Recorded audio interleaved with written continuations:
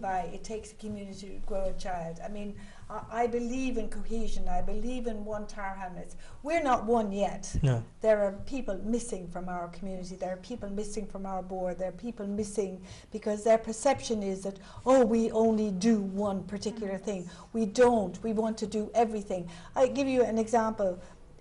During Ramadan last year, we had a very successful iftar gathering, and it was deliberately set out to be a meeting of Christian and Muslim women. Muslim women and whoever, but most of the others were Christian. Okay. And we need to come together. We've got to come together. We've got to meet each other. We've got to have a cup of tea together. All my friends now are almost all Muslim, all Bengali, and you just cannot find a more hospitable community. And I just feel sad that so many people are unaware of that. Yeah. We don't need to be separate. We shouldn't be separate. We should be working together. We haven't reached the mix that I would like to see yet. We haven't reached the natural mix that we should be. We're one community. We all bleed the same way. So until we do that, we won't really be successful. You say you haven't reached it yet, but I still think being involved in Canary Wharf and working with community groups, you're by far one of the leading organizations in terms of community cohesion.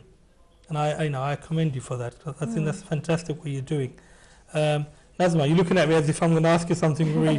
No, I'm just thinking about the men's ESOL class, because in the men's ESOL class I've got 4 nationalities. I've got Polish, I've got English, I've got Bengali and Punjabi. Really? Yeah. And the reason I like that is because you have the Asian guys come in and normally they will speak Bengali with another Asian guy. Yeah. But now, Chris, you have another guy that is English and he'll be saying hello to them. And you need to kind of give them an opportunity to have a conversation. And I'm just setting up a cooking class. For the men? Yeah. So they can start talking English and kind of teach each other Bengali, English cooking. Yeah, so I thought that'd be kind of good for them.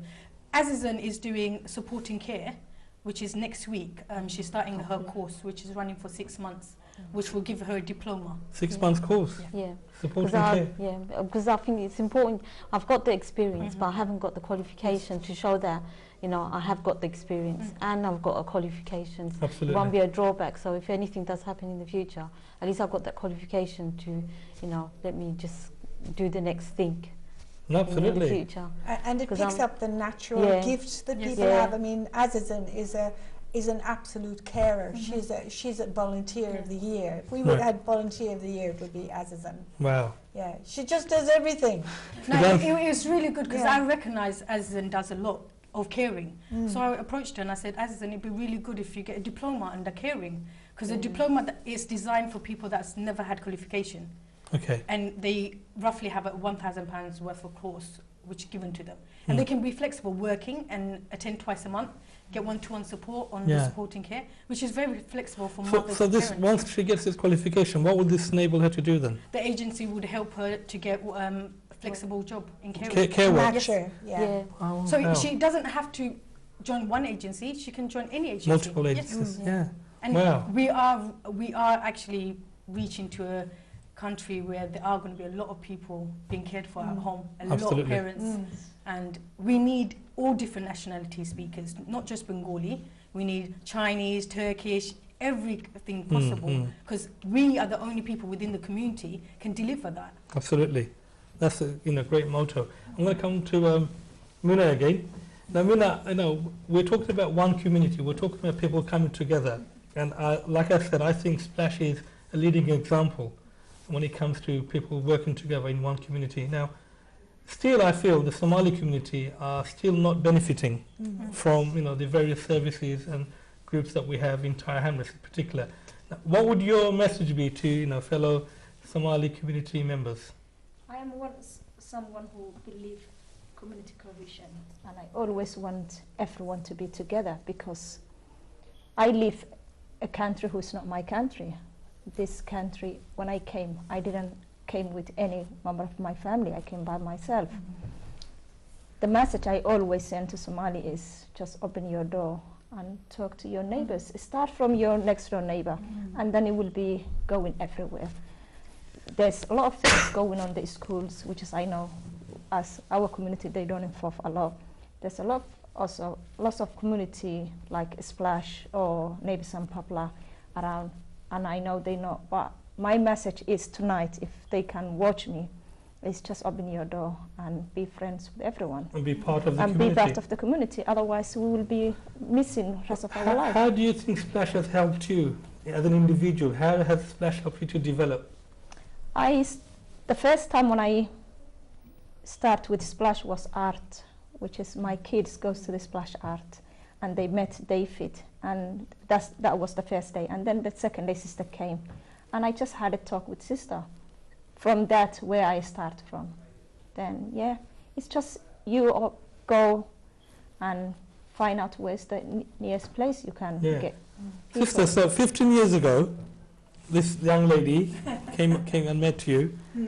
You've seen her change over the years. I mean, tell us, you know, when you first met her, was she as confident as she is now? She has a fantastic story. I mean, she's a mum on her own with 4 children, all of whom are excelling in their respective years in school.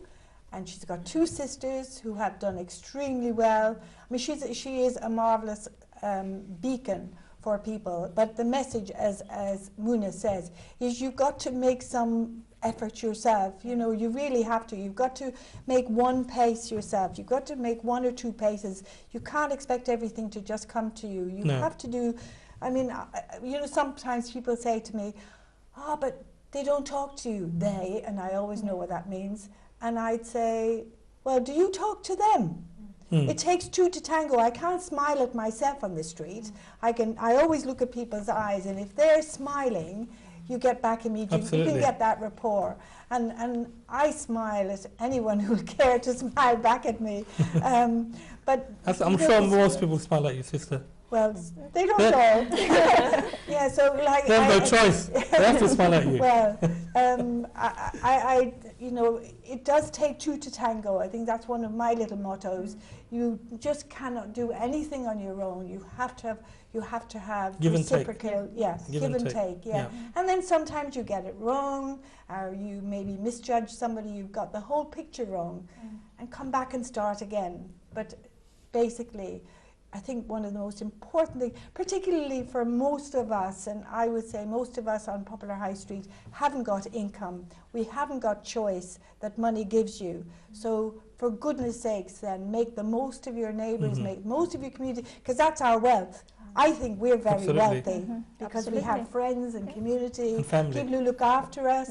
I have no family around, but whenever I've been ill, good Lord, this is your family. Everything has been done for me. It's been fantastic. Yeah, wow. You know, people are fantastic. I think if you go from that basis to that, people are fantastic.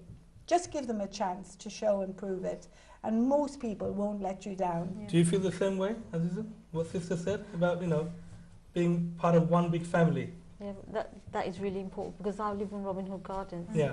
And our communities, I feel as though it's been broken up because they've been moved out. Because we were promised that we're going to be together, but, you know, because of circumstances, people had to move out. And having big families and small flats is quite a long time, waiting 4 or 5 years for, you know, for the new build to happen. So we had a really good. So as a local resident, you know, how important do you think it is for an organisation like Splash? Splash is to be part of your, you know, your life. You know, Splash has been brilliant because they've been, you know, getting things for the children to do in the estate, and for the adults to do a lot of things, and to come down and do courses as well. So, you know, like the ESOL, and now they can have the knitting class I saw yesterday. Today, my intention is to go there. So, everything that's happening in Robin Hood, and sister still run the fund day. The fund day was still running there. Yeah. Wow. And being the sister's the trustee of the Robin Hood, of the Green Millennium Green. So, you know, that's so lovely, and it's so quiet. Nobody knows it's that quiet if they go through it. Because we had an estate officer who went there first time, and she was like overwhelmed how it was so quiet and so beautiful, you know, so beautiful. Okay. Thank you very much. Unfortunately, we are running out of time. We have to take a little break. Viewers, you're watching the Community Champions with me, Zakir Khan. আমরা একটা short break নিব এখন ইনশাআল্লাহ short break বাদে আমরা আবার আসবো. We'll be joined by 2 new